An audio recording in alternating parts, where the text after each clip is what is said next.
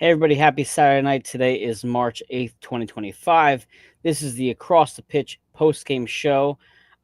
Dave Miller, I see, is waiting for us in the studio. I know Jose, Todd, Kyle, you're here. Jillian, everybody's kind of joined together to discuss the 3-0 Union. That's right, the 3-0 undefeated Union. And Dave, I'll bring you in a second, but Kyle Almany from the One Team We Agree On is here with us right now to start the show. Kyle, as I share out my links, first of all, how are you doing, sir? And secondly, talk about this win tonight. Well, I do apologize. My voice is a little under the weather. I've been sick all week. However, that said, I'm feeling really great right now. Union 3-0. We have, I mean, there was just a stat out about the most goals by, I think Ty Barubos tied the most goals in MLS history to start season.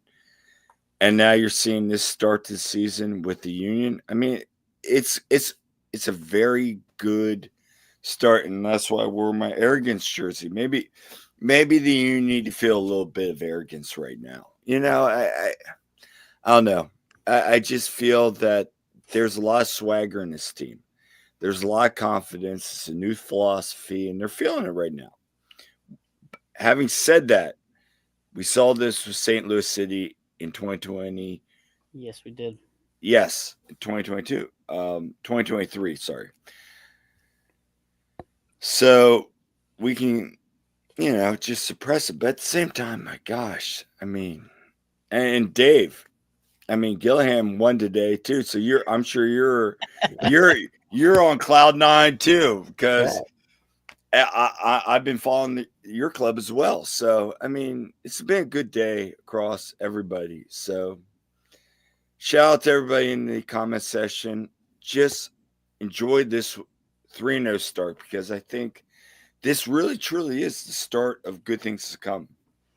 Absolutely. Dave, I want to bring up Ali's comment right here. Dave, possibly the only Brit that stays up every game to watch the Union. He is the only Brit to say. Congratulations, Dave. Again, sir, how you doing this fine Sunday morning out there? Oh, he's definitely better now. I mean, what a win! I think I was sat there watching the game for about 25 minutes in. I thought I just didn't see the Union conceding. It was such a they just looked so comfortable, and it wasn't like. I mean, I think New England had that one shot in the second half from about 25 yards, which Blake got across to and pushed away. But apart from that, I don't think they were really ever in danger. I mean, great, and I think again, Lukic getting off the mark with a fantastic goal. Just in general, I think what a start for the season. Just going to Kenny's comment there. I think Mike and me and you are probably the exact same. Never been so glad to be so wrong. Yeah, I mean, wow. I just think what a start. 2-0 win. First clean sheet of the season. And it looks like they've settled on a team, settled on a back four, back five, and the way that they're playing, I thought that was McCann's best game of the season so far. The way they're playing, good luck to Glavinovic, Nate Harriel, and anyone else who wants to try and get in. Yeah, so listen, I mean, I think to Ali's point, I'll bring that up real quick. New England haven't scored this season yet, to be frank, but we reduced them to the square root of nothing. I think this is an interesting point because you expect eventually they're going to score, right? Why not score today on us? We're on the road, playing on turf. It's obviously their home field. They have a chance, and they had a chance early to score a goal. I thought they actually should have had at least one in the first 20 minutes, but they didn't. And then all of a sudden you have in the back of my mind thinking like, I hope they don't lose to a team that have struggled to score this season, because didn't we see it against Montreal last year or the year before where they went into Montreal, a team that was playing pretty poorly, and they really just laid an egg in the final seconds there. So Kyle, I mean, those first 20 minutes, like I mentioned in New England, how did you feel early on in this match? Well, like I'm gonna be saying in my article, like first 60 minutes, I mean, New England controlled the midfield, and like there was turnovers. Like you would get some chances here and there, sure. They couldn't capitalize. There was a chance early on in the second half, but at the same time, like New England was creating pressure and they were controlling the midfield. And again, with Carnell's system, you got to control that midfield and create those chances. So But then, like I told Jillian, once Indiana and Bruno came on, the whole game changed, and that's where you saw that spark come on. So that's the story for the rest of the season. But Mhm. I, I, I thought the first 20 minutes, I too, who had that nice chance. I was like, and then here comes New England. I'm like, oh, they're gonna give up a goal. And I really did think like it was going to be 2-1 Union at the half, but Yeah. yeah, I see. That's the thing is, I Daniel missing that goal in the first yes, half absolutely gutted me because you're thinking that we weren't playing that great. We were kind of settling into the match. You get one of those wide open chances that you think is going to come back to haunt you. And there was a point in the first half, I think around the 25th minute, where the Union just couldn't get out of their box. And I'm right. thinking like, this is it. They're going to go down, and they just didn't. I mean, I think Dave, No, to your point, Makanya had himself a pretty solid game. And you also saw him have some fancy footwork as well on that Daniel Gazdag miss. But I mean, Dave, maybe expand a bit on Makanya. What did you see from him exactly tonight, or do you think he's just kind of growing into that position now with 3 games under his belt? I think just a case of growing into position. I mean, no disrespect to what he was doing before and playing in the U2, but I mean it's a big step up playing at that level to into the MLS. So I guess it's going to take time to adjust. I think you see it naturally with younger centre halves and experienced centre halves. But yeah, I thought again, just he looked more sure today, looked more comfortable. Hmm. I Yep. think there was one moment during the first half where he sort of cocked up a clearance, but didn't amount to anything, fortunately. But I think apart from that, there wasn't really much to really pick apart from this game, which is something it's great to see. I mean, you saw that first lineup in the first game of the season. You saw Westfield and McCanya both starting. You sort of twitched a little bit nervy, going, "Let Harry or Glivinovic." Not sure, but they both come in. And just even after 3 games, you're sitting there thinking, "That's a settled back four. It looks settled. Doesn't look too threatened." Again, I think the press is working well as well. It's the pressing as a unit. It happened again today. I mean, it was, you know, and I think again going to that UR chance, I think Quinn Sullivan had a good chance as well in the first half. Hmm. Just the yeah, patterns of play and the one-touch football they're doing, quickly moving the ball, again led to the UR chance. Quickly getting the ball and shifting it in behind, and then I think with Quinn Sullivan, I think was actually Union one possession, I think on the halfway line, 3 first-time passes into Sullivan's feet on the edge of the box, and there's a shot, and you're thinking, okay, like the I think that we didn't see that last year. So I mean, credit where credit's due. I mean, they're hitting the nail on the head with everything so far, and long may it continue. Go ahead, Kyle. can we talk about Frankie for a second? I saw the comment from Steve. Yeah, go ahead. Let's talk about I Frankie. mean, I mean, again, like Joey kept looking over me, going, "Remember that comment you said with Vince? You love, you love watching his story, his growth." Yeah. And Dave, you and I talked about that last episode, but that said, he has taken on a whole new level, and now it's like, well, 3 out of 6 off roster opportunities now coming on, Hmm. and then you see McConaughey too. It's like these MLS Next Pro kids, maybe there was something there that Ernst said all along during his off-season press conference that he was right, and I hate to say that, but I mean, credit where credit's due. I mean, Frankie played a brilliant game. Makanya, after that first game in Orlando City, we're still like, we see all the mistakes, but now he's learned. These young kids are feeling it right now, and that's a good thing. That's what this team needs. They need that injection of young talent, and now we're seeing it again. But you know what? And I see Todd just joined us in the studio, and I'll bring him Okay. in a second. I think an interesting point that I noticed, and as I typically do, Valerie, who's a long-standing friend of the pod, her and I were texting during the game, and she said after the game, look at them celebrating after the win. You see them like jumping together in a circle. I just don't remember seeing that last season. I mean, maybe it was just they were kind of riding out the year. But I mean, Kyle, to your point, somebody's that little bit of that, that youth, that young energy in a roster can really bring a lot of contagious trickle effect throughout the rest of the team when you have that high intensity. So I think, yeah, go ahead, Kyle. So Todd's coming on. Like Todd texted me, like I don't remember this team ever being this happy. I remember a year this team was this happy, and we're not going to talk about that year, but it's a valid point. It's a very valid point, and that's 2022. There was moments like that, but even to that point, I know I said I wasn't going to, and I did. But even to that point, he's right. This is a different level of just energy that you don't see every day. Absolutely, Todd. I'm going to segue into your to give you a chance to speak with Ali's comment here. Todd believed in Lucas from the very start. You've got to hand to him. So let's talk about our goal scorer tonight, who notches his first MLS and Union goal. I know you were talking pretty highly about him last week. What did you see from him today outside of the banger that he scored? Yeah, I mean he dictates the play. I mean it's as simple as that. I mean Union want to get him on the ball as often as they can, and he's the one dictating the play going forward. And seeing a player that's not afraid to call for the ball when he's surrounded by multiple players, he's not a player that's going to be shy and want to go constantly playing in the back. He's a player that's driving the ball forward, and that's exactly what you want to see. And there's a time and the place where it's time to reset and everything, but he's a player that always wants to just keep it going forward, and that's exactly what you got with Lukic. And going back to his goal, let's not forget it was his initial pass that went in, and then Bedoya had the cutback to Indy, and then Indy had the pass back to Lukic, and yeah, what a phenomenal hit there by Jovan. But yeah, I mean, it starts with getting Jovan on that play in the midfield and just spraying the ball around, just starting that attack. And, when the Union lose the ball, it starts with their two outside tens and Gazag and Quinn Sullivan and your two strikers up top pressing.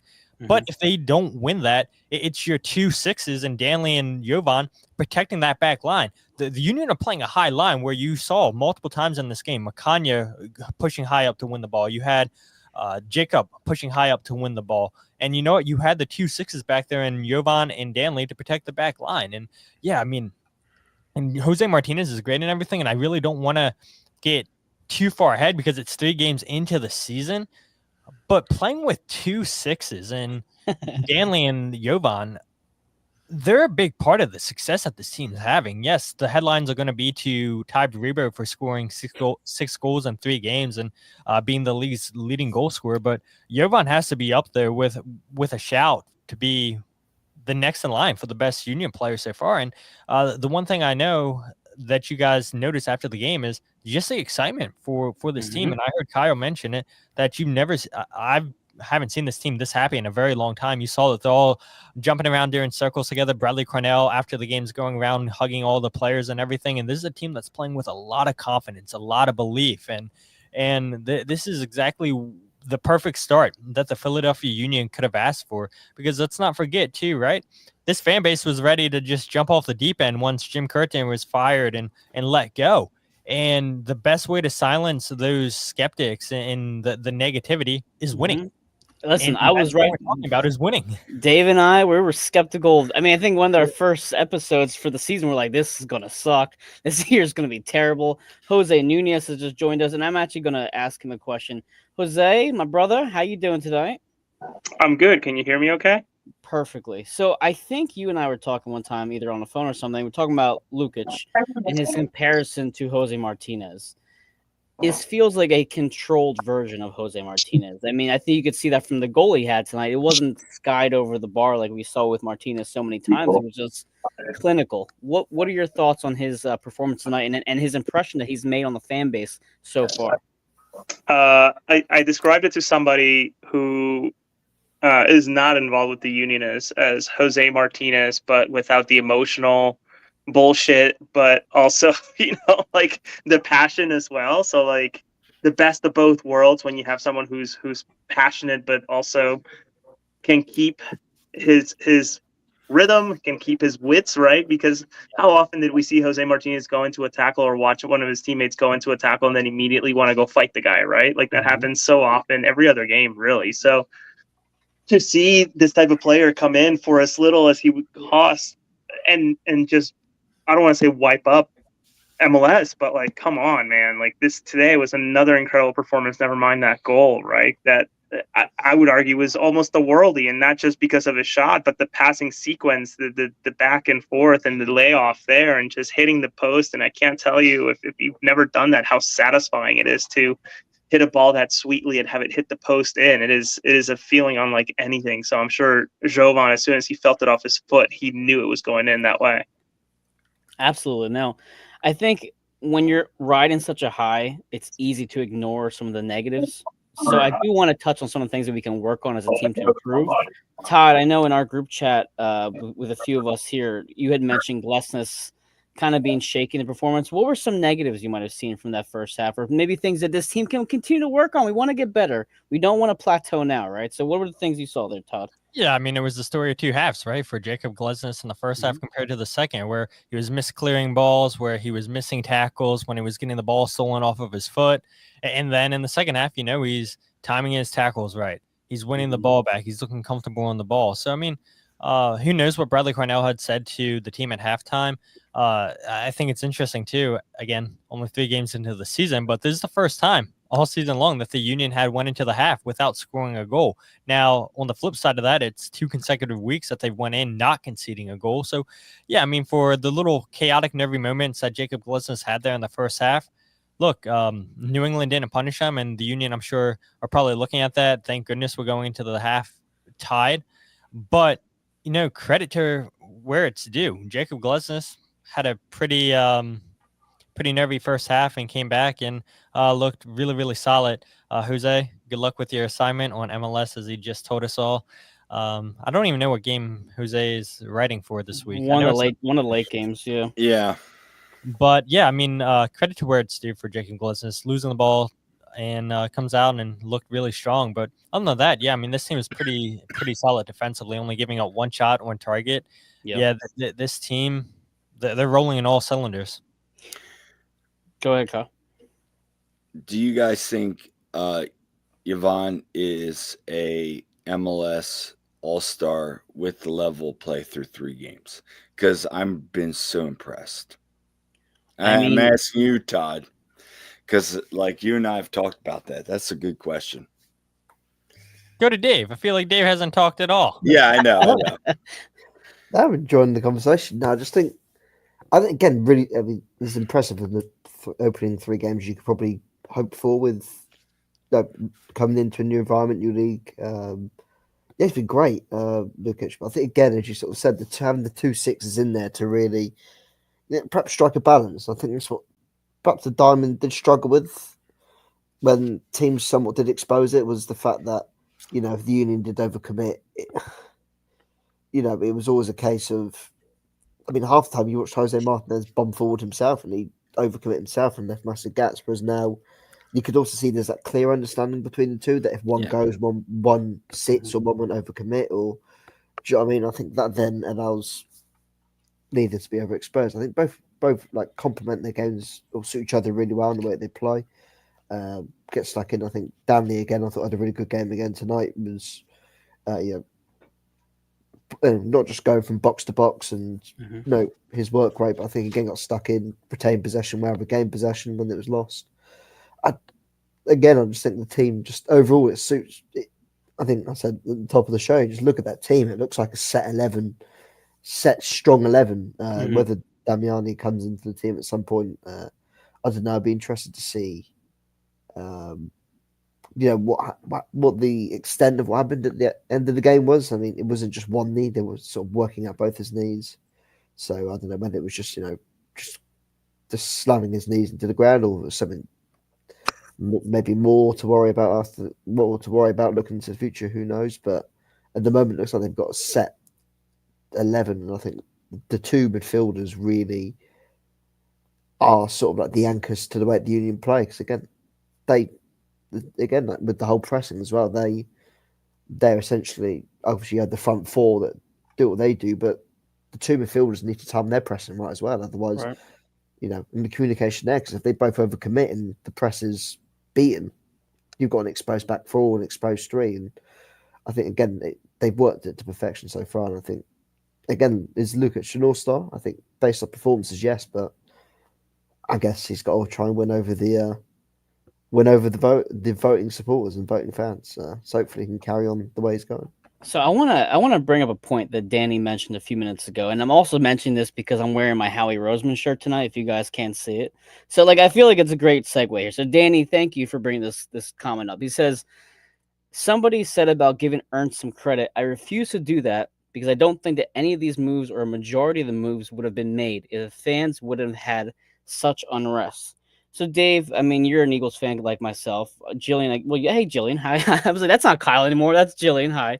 Um, this reminds me a bit of the Eagles' run with Howie when he went through drafting very poorly, drafted, didn't draft Justin Jefferson and picked a Rager instead.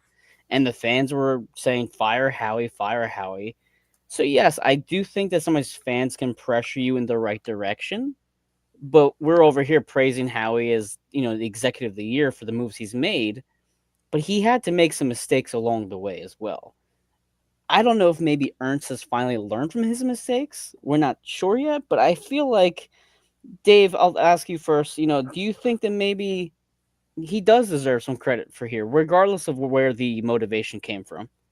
I guess that applies that he's brought in. So I mean, again, I've been quite a harsh critic of Ernst, so I'll be the first to give him credit right now. I mean, it looks like he's unearthed some diamonds in the rough. I think Jose said that Lukic is, was a player that was just was a hidden gem in Serbia and was just waiting to break out and given the opportunity to perhaps perform on the bigger stage. And so far, he's proven that. Dandy as well looks like a great find from, I think, was it Metz signed from? But it was Metz in France. I mean, again, to lure a player away from there. I mean, again, two great signings.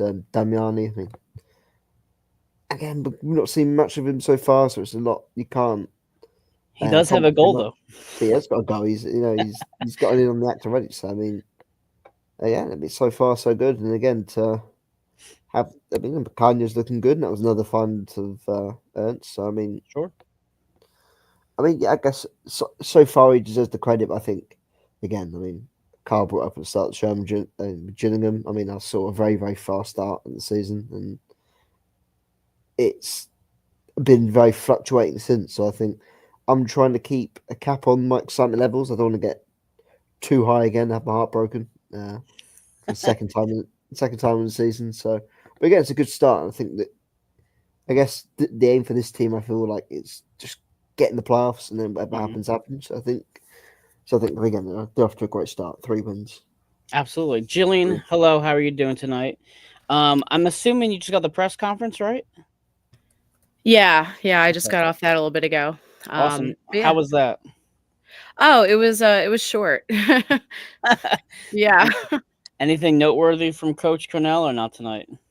I mean, nothing like super crazy or anything, but yeah, just he was he praised all the guys. He praised, Andre on that, and just honestly, like they I mean, they were definitely able to adapt and everything, and I'll have to go back and listen to it again too, but it was very quick. Yes.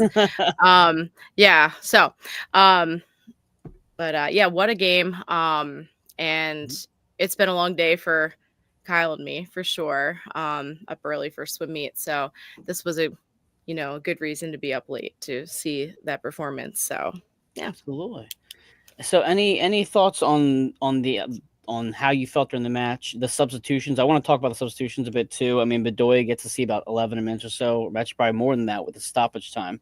What were your feelings during the match with how they came out and how they looked in the second half, especially as Todd mentioned, something was said to them during the halftime. They really kind of kicked it up to the next level.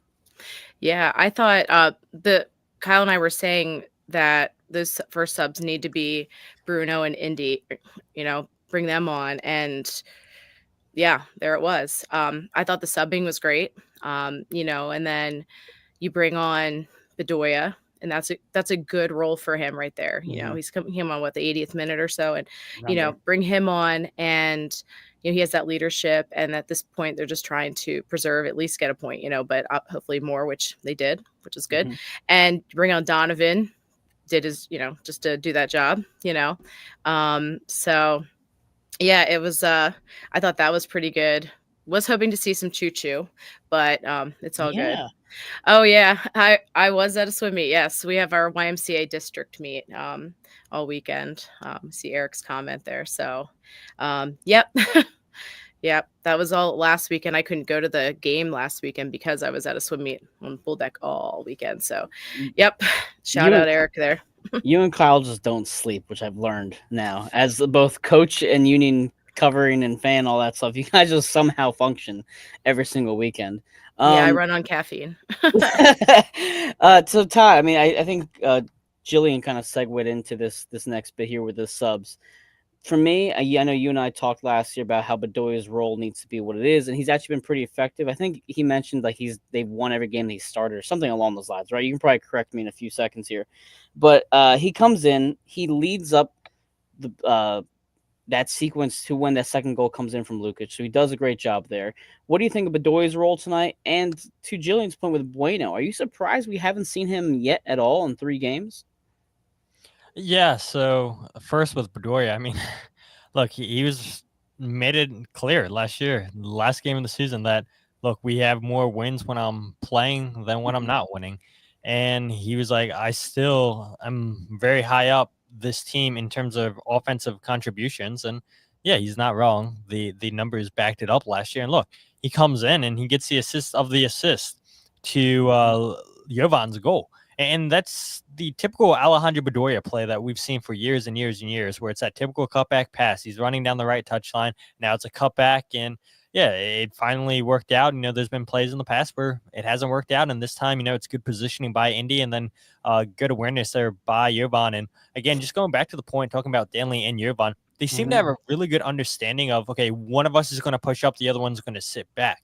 And you saw Danley a couple times move forward where Jovan's sitting back, and so I mean, to see these guys playing like they've been teammates for years and years and years. And I've said this so many times on my podcast, and I'll say it again here, where if I'm a coach and I'm looking to build a team, I'm looking at starting with the spine of the team. I'm going with a 6. I'm going with my center backs, and I'm going with my goalkeepers. You take care of that spine, and you're going to have success.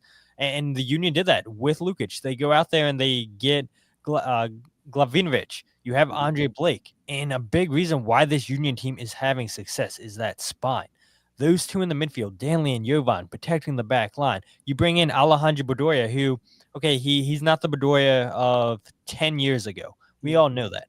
But he still has the veteran mindset. He knows how to close out games. He knows what's expected of him. He knows where to foul if the game calls for a foul. It's just he has such a high soccer IQ. And yes, bringing him in, can calm down. Because let's not forget, the Union were up 1-0, and they're trying to close out that game. And so bringing on Bedoya brings in another leader, just saying, hey, guys, let's calm down. Let's not lose our heads. Let's just keep this game at bay. And, we're attack when we have the opportunity. And so, yeah, Bedoya still absolutely does offer you something. And as to Jesus Bueno, yeah, maybe it is a little bit concerning that he's yet to really play meaningful minutes. But my question would be, or my argument would be, I think it's a bigger conversation. Where's Jeremy Raffanello? Somebody pointed out, I forget, Joe wasn't on the match day squad, didn't even realize that. And once again, he's not in the match day squad. He wasn't in the player availability injury report prior to this game.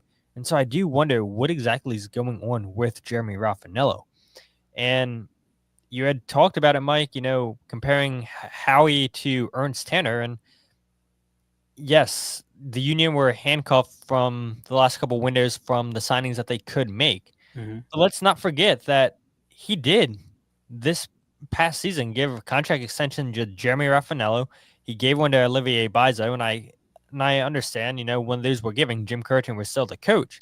Sure. But now you have a coach in Bradley Cornell who is very high on Frankie Westfield. And again, he's key for that first Union goal. And I don't know how he doesn't jump past Olivier Bizo on the depth chart. I don't understand how you would keep him off the supplemental roster. I'm sure he'll get put on there. Use his 3rd of his 6 short-term call-ups tonight.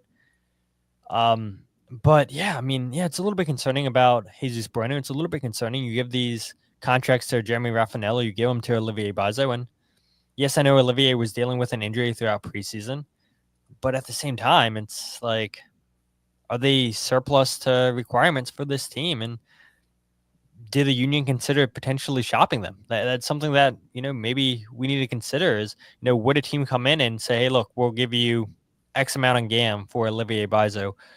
Hey, we'll take Jeremy Raffanello on loan. Who knows? But to see those guys get given contract extensions and not really feature in the first 3 games of the season, a little bit concerning maybe. But I think at the same time, that talks to the players like a Frankie Westfield, how well they've progressed, how well they've shown to jump past Olivier Bazo. Yes, Nathan Harry was also dealing with an injury. Right. And then you bring in Indy Vasilev, who had a prior history with Bradley Cornell. So, of course, he's going to jump over a Jeremy Raffanello or a Jesus Bueno just because of that prior connection. Bradley Cornell knows what he can get out of Indy. So, yeah, I mean, I think the transfer window is still open and the union have some decisions to be made. Now, I mean, Frank brings up the point with Harriel, and you mentioned him as a bit, Todd, as well. I assume he was on the bench tonight. I believe he was just an unused sub. Yeah, he didn't feature tonight. So next week we have Nashville. Dave, do you expect to see Harriel out there at right back, especially with Westfield being on that limited contract? I believe it's Todd 6 games, right? He has the option to for Frankie, so he's already 3 games into that, halfway through. So do you expect to see Harriel up there? And then I guess kind of talk upon Todd's point with Raffanello, because that's a great point, Todd. He just kind of vanished. And we just may not see him again on this first team roster. I feel like you just don't change a winning team, especially, again, a win on the road, clean sheet, for the most part, quite comfortable. I think you don't change a winning team. Yeah, I mean, I'm not sure on the rules regarding Westfield's contracts. It's a case of once 6 games expires, they sort of have to essentially make him a part of the main roster or something, or was that just was that it for the season? I'm not entirely sure how that whole situation works. I mean, the MLS, the contract situations, and some of the stuff about the MLS still just confuse me. Mm-hmm. It's still like, once you think you do know what's going on, there's like another 3 or 4 added wrinkles that get thrown in the works. But again, Raffanello and Baez, I think, to Todd's point, I think, in regards, especially to Mbazo, sorry to peel off from Raffanello a second, but wasn't Mbazo looking to leave the team last year to go back? It seemed like about a year and a half ago Yeah. he had that issue with his family, and then it just kind of also disappeared. Like, so next he was hoping to go to Europe, so I don't know unless they wait until the summer for a European team to come in for him or something like that. But yeah, I mean, it's a weird situation, isn't it? I think, but I think at some point you have to start moving away from that Jim Curtin era sort of group of players that did play. I mean, again, Baez has been a great servant, and at some point you do need to slowly start moving away from that era. That era is done. I think quite a few people mentioned it in the comments. Like, don't stop looking back at that era of the team. It's not there anymore. We need to look forward. And again, the day where we see Raffanello in the team again, it wasn't as if he was utilised well last year as Jim Curtin, which probably made the fact he got a contract extension the more baffling. Yeah, whether we see him again, I'm not sure. Who knows? But Todd, just to kind of touch on the contract. Do you know the details for Westfield's contract? Because considering how well he's playing, I mean, I can make a good argument that he gets assigned to the first team moving forward. Yeah, I mean, the union have 4 available roster spots. And again, it's just a way for the union to manipulate the roster, use different roster mechanisms. And yeah, I mean, I wouldn't read too much into it, right? I mean, he has his first team deal and everything. It's not like he's not getting paid. He's just, only available for 6 games, and then he has to get moved to the supplemental roster. So, yeah, I wouldn't read too much into it. It's just a way for the union to use different roster mechanisms. And I was talking to one of my friends over in England too. So I'm sure Dave, experienced this, trying to learn every single roster rule, trying to learn exactly how MLS works compared to all the leagues in England and just the European leagues. And it's a lot to explain to people, and so yeah, it's nothing to be too concerned about. It's just again just a way for the Union to use a different roster mechanism. Well, also, like, I mean, we talk about Raffanello, but like Oliver Semle again doesn't make the lineup tonight. I'm assuming then he's just kind of stuck on the second team. Raffanello? No, it's Semle. Oliver. Oh, yeah. I mean, that's not a good sign. Right? I mean, to see him not on the bench again, What's the and second? I would imagine that Andrew Rick's probably going to play for Union too. So what does that say about Oliver Zemla, right? That he doesn't make the match day squad as a backup goalkeeper. He potentially won't play tomorrow against New England Revolution too. Yeah.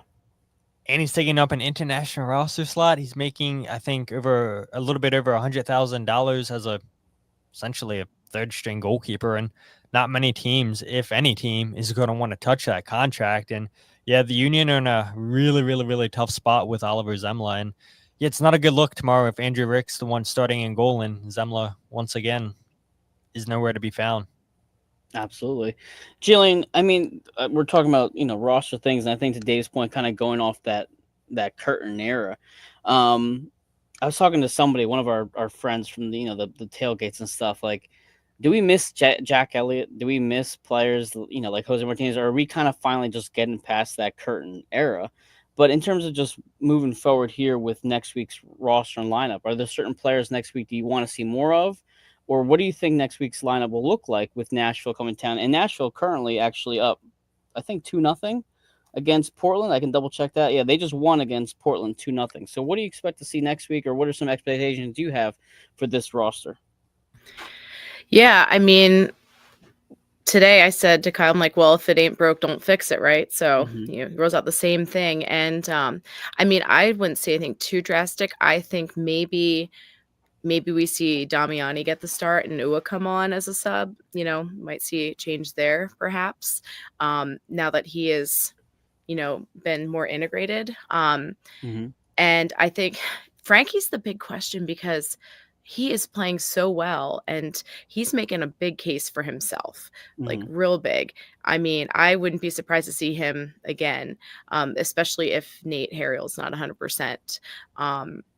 And so we'll see, because it's going to get to the point, there might need to be a decision there for sure. But, I think Makanya, he has been tremendous so far. He had a great game tonight. And, Kyle and I keep using that Gambit line from Deadpool and Wolverine. You know which one? Yeah. Oh boy, I'm about to make a name for myself. Like he is though. Like, yeah. So I would expect to see him because it sounds like Jan isn't quite there yet either. So I think we'll see him there. So like I said, I would like to see Bueno get rotated in there somewhere. I really would like to see him. Especially because it seems like Carnell is trying to use as many subs as possible. And I believe, just from looking from tonight's lineup that we had so far, besides Harrell, obviously he hasn't been able to play because of an injury. Every single person, including Kevin Sullivan, has seen the field at some point. Olivier obviously hasn't either. Actually, no, I think Olivier saw minutes in the first game. So yeah, he did. You got to think, like, how much of last year's Bueno that Curtin just kind of buried on the bench is still present this time. But then at the same time, it's like, well, how can we trust the things that Curtin did last year? Because you see how well McConaughey is playing now, and you see obviously Baribo's continues, the hot streak that just never seems to end. What's he doing wrong? That's kind of how I'm feeling. Like, what does he have to do where Donovan's seeing the field before he does? Go ahead. Yeah, no, that's a great question because a lot of us are wondering that, like what's going on with Bueno Wise and he's seeing the field. And I mean, bringing in Donovan in that situation, okay, I get it, for sure. But there's, Raffanello, I think he's just out of a spot at this point. Where do you put him? So that's the big question there. I actually, Kyle and I were saying like, okay, maybe actually Kyle's like, I want to see Cavan on the end here. Maybe, that was against New England last year when Cavan made his debut too. So, just to see him go out there and bring some energy, but I think we'll see him with Union too tomorrow. But yeah, I think, for the most part, not too big on the changes, but maybe bring in Bueno next time. I know, Jillian, you like to see our team throttle people, but I kind of like the fact that we squeaked out a very tight win today, especially because the second goal didn't come to what, like almost the 90th minute at this point. I forget exactly when that goal hit. I mean, Todd, to your, from your experience, how important are these close games and these tight games where we just can't blow people away and we kind of really have to dig deep and pull out a tough win?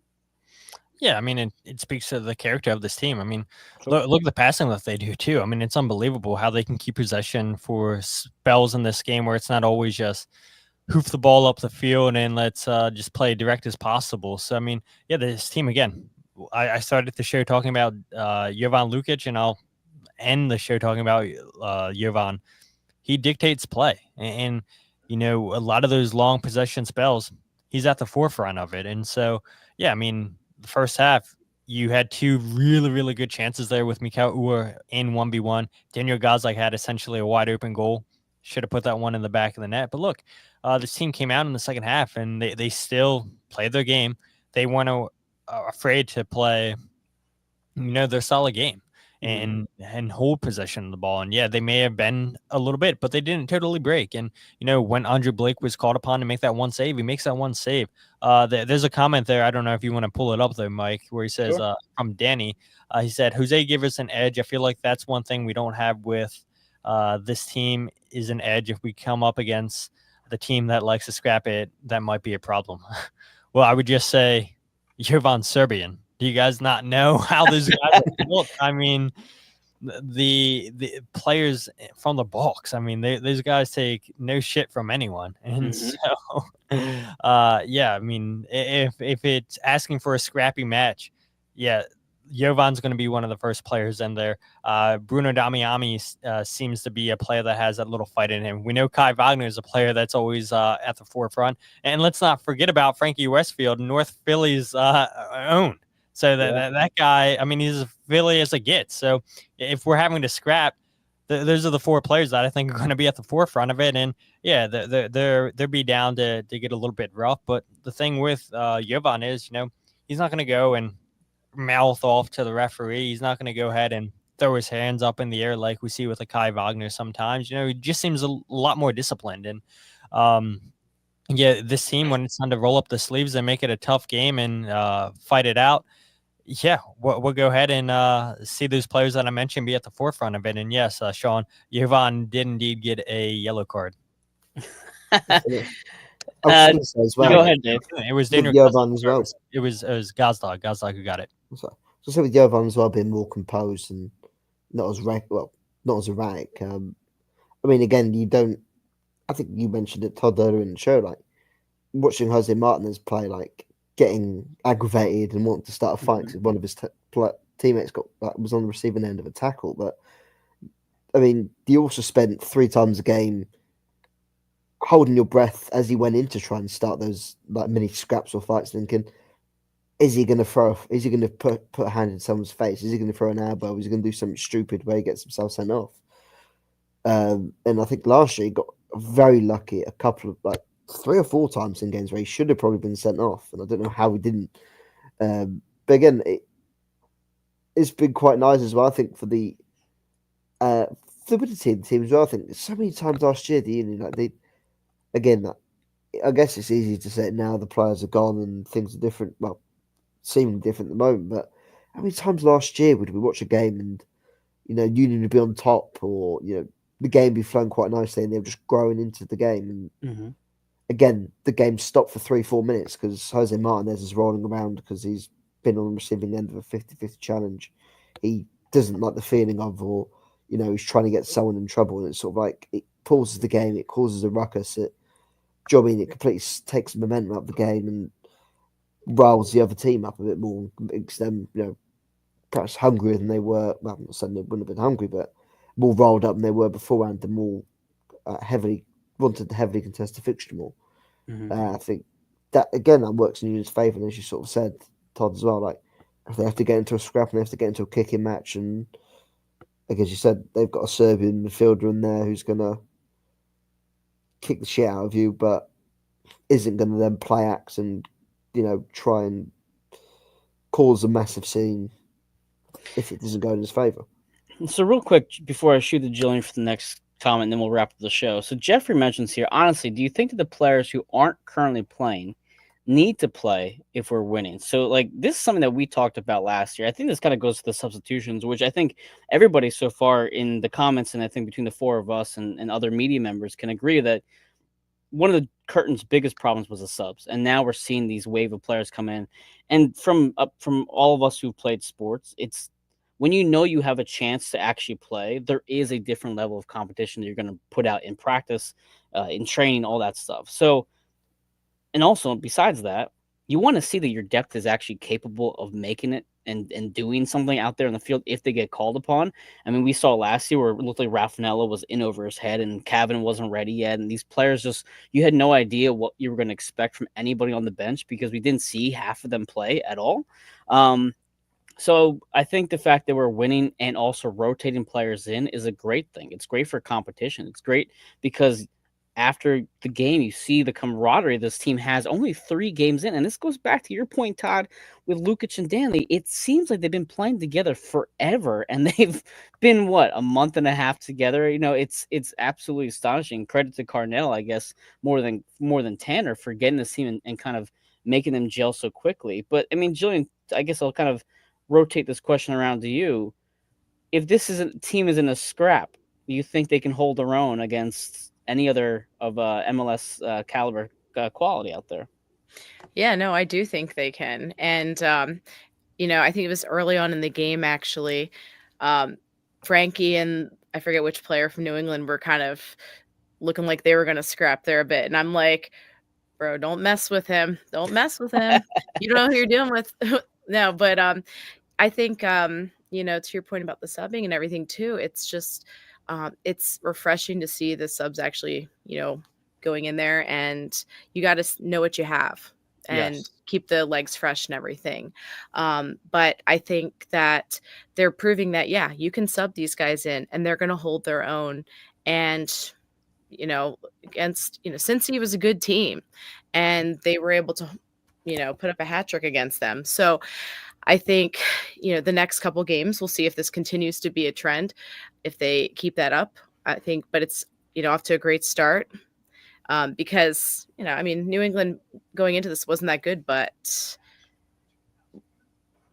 okay, I don't know what you're trying to say, Kyle, but he's over here being backseat driver. But no, he's off camera. He's here now. But yeah, I think it's definitely trending in the right direction. And yeah, put them up against any of these teams. We'll see what they do. But I noticed at the end of the game just how together they seemed, seeing all of that. Like they did really gel. And, it's no knock on Jim. We love Jim Curtin, but it was just a change. So, but you get that new, Kyle's telling me Nashville won 2-0 over Portland. Yep. Mm-hmm. Yeah. So it'll be interesting, but, we get a day game at Subaru Park on a Sunday. Hot dog day, right? Dollar dog day? Yeah, dollar dog day. Something the Phillies can't manage to do anymore, but, so anyway. Yeah. And I don't know. I was like, maybe I shouldn't go because I haven't been at any of the games yet because I couldn't go last week with the swimming. Maybe I'm the problem. It's me. I'm the problem. It's me. Right. No. Listen, we'll just never see you at Cedar Park again, Jillian. That's fine. As long as we win, whatever works. Right. Listen, we have a great night tonight. I appreciate all the comments coming in as usual. Thank you very much. Apparently, also, Jeff said it's going to be a rainy day, so we'll see where that toughness comes in at home against a Nashville team who always seems to play us pretty well. I think every time Nashville and Philadelphia face off, it's going to be a very tense match. So we'll end the show with some final thoughts and plug your things away. So Todd, we'll go to you first. Todd, plug anything you have coming up this week and then final thoughts on tonight's match. Yeah, I don't have too much to plug. It's all right there in the show description. Good job, Mike. Follow the podcast on Twitter, Instagram, or Facebook at Free Kick Pod, wherever you get your podcast, The Free Kick. You can check out the YouTube page where I do goals breakdown videos, where I go live with the podcast, youtube.com/freekickpod. And then you can go ahead and check out my writing or podcasts and goals breakdown videos in one place on Substack by going to thefreekick.substack.com. But one thing I was trying to pull up here is, I think we're about to get a FIFA international window coming up. So I believe the Union will be missing players for at least the Nashville game. I mean, not the Nashville, the St. Louis game. And I'm trying to figure out, are they going to miss players for the Nashville game? But yeah, St. Louis, they should be missing some players. I know Jose had made a tweet that Danley John Jacque got called up by Haiti, so maybe that's a game that we see Jesus Pointing finally playing. I think more often than not, it's probably going to be Indy Vasilev. He can play any position in that midfield and attack for the Union. But yeah, I mean, just seeing that the Union are probably going to be missing some players come this next FIFA International window. We'll see how good this depth truly is. Looking at it right here. So, yeah, so March 17th through March 25th. So the Union play the 16th against Nashville. So, yeah, they'll be missing players for Nashville, which will be unfortunate. But look, we really get to see how good this depth is. And it seems like the Union finally have some good depth. And, yeah, they'll get to prove it against Nashville this upcoming weekend. Possibly missing some players on top of that. Great, Todd. I always appreciate you joining us. We'll definitely check out your shows coming up this week. Dave, any final thoughts here, sir, before we wrap it up? That's a bizarre one. I think just to look at it, I think it's just nice to see, signings actually come in and make an immediate impact. Sure. I mean, like the amount of times but two instances really. One, signings made that never even got close to even playing minutes for the team because I don't know whether the gym didn't trust them or didn't like the fact they were playing. But it's actually giving them minutes and actually showing whether they can actually do it in the game. Because again, that is a big difference between being able to do it in training and doing it in the game. I think you see the cases all the time. Some of the best players ever were terrible trainers, but incredible on the pitch. Like. I'm not saying that this team is like built with world class superstars, but like it's actually nice to see like players being signed and actually coming in and just getting minutes immediately, as opposed to waiting 5 months for Mikel Oud to get in the squad and kick a ball because he might not be ready and he's not ready for MLS play or whatever. It's like he's just played half a season in Denmark. He's going to be ready. He's actually playing. He's been playing football. Right. Do you know what I mean? Yeah, that's one thing. It's just nice to see players coming in and actually getting started immediately, which is like again Lukic and Damiani obviously getting 2 substitute appearances in his first 2 weeks after being registered and signed on. I mean, Mecania, fun playing. I know he's not a new signing, but I mean, it's like a new signing. I haven't actually seen him play in the first team before, so. Yeah, that's my final thought. It's just nice to actually see players that the team has brought in with the intention to play actually playing immediately, as opposed to, dragging it out for 3 to 4 months. I think to Eric's point, Lukic might be the next Saquon Barkley. We're not sure yet. The cat's still out of the bag there, or the jury's still out. Whatever. One phrase I probably just fucked up. Jillian, what are your final thoughts on this Union's roster before we all go to bed? Oh, definitely exciting. I think they've done a great job bringing in new pieces, and they have really gelled together, which has been great to see. Plus, you have some of this young up-and-coming talent. We have Union 2 tomorrow. So I know some of the Union fans are going to the U2 match tomorrow. You got the Bridge Brigade up there. Yes. I'm excited to see what they bring as well. I expect we'll see, guys like Kevin, Eddie, Sal, CJ, David, those guys all in there, Andrew, Rick, and, who knows who else. But, I think it's going to be really exciting to see, and it's kind of refreshing. So, and yeah, maybe I do need to never go to these games again. As it was said, no, I'm sorry, I will be there at the next one. But yeah, I'm looking forward to seeing what YouTube puts out as well. And I actually just put out an article today previewing that for anyone who's interested in that. So sweet. I have your handle up below. I have Kyle's as well. So if you guys haven't followed them yet, go ahead. I assume you guys just probably put out an episode last couple days ago, right? Today? Yeah. Yeah, we recorded, I think we just put it out, Friday, I think. We had Kyle Wood, aka Kyle the Baby, on with us, and we were talking about the matches for the Union, but also about Union 2 quite a bit, and the Bridge Brigade. So definitely check that out, and get ready for Union 2 to hopefully be strong once again this season. I mean, that's the hopes. I know there's some conversation about the uniforms that they have, the kits they have this year. Yeah. I personally like them. Kyle, I've seen the comments, does not. I still think the Union are absolutely just throwing money away by not selling these things, but that's a whole conversation for a different day. But again, go ahead, Todd. Better than the first team's away jerseys. You think they're better than them or not? Yeah, they are. Union 2's is better than the away teams. I mean, the first team's away jerseys. So bad. I don't know. I need to see them like in real life. I mean, we saw the videos and the pictures. I feel like the fronts may be a little too busy, but they're not bad. They're not bad. Kyle and I don't like the back as much, maybe, but 100% the first, the secondary jersey that they just replaced was definitely better than the first team jersey before.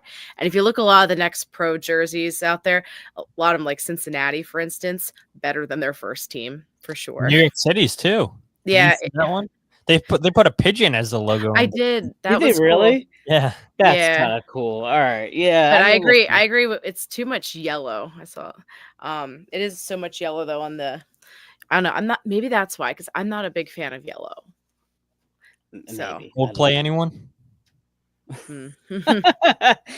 Well, speaking of things you can buy, the merch we have available for Across the Pitch is right on your screen over all of our faces. So if anybody's interested in buying anything, cups, mugs, shirts, sweaters, I think just hoodies as well, shoot Dave, or myself or Jose a DM, and we can hook you guys up. They're fairly reasonably priced overall. But other than that, my final thought is I'm just excited to see this Union team doing well to start the season, and especially with these call-ups for international duty coming up. It's nice to have a 3-0 start. Just okay, even if we blow one of these games because we're shorthanded, or if we maybe have a draw at home rather than a win, at least we've earned those road wins early, kind of got ourselves up the table. And the goal differential to start the season as well, I think it was a +7 right now, goal differential to start the year. Not too bad at all. I'll take it for what it's worth. So thanks everybody for joining us tonight. It's almost 11 o'clock. We're about to go hit the hay over here. This is Across the Pitch. It's 12. It's 12. Oh yeah, the clocks. We're losing an hour's sleep too. We got to go to bed. What are we doing here? We're all over 30 except for Dave. So anyway, guys, thank you for joining us tonight. This is Across the Pitch post-game show. We'll probably be going live again next Sunday. I'm sure I'll at least be here. I'm not sure if you guys will be the same or not, but otherwise, the Union pull out a 2-0 victory on the road. Go Union. Doop.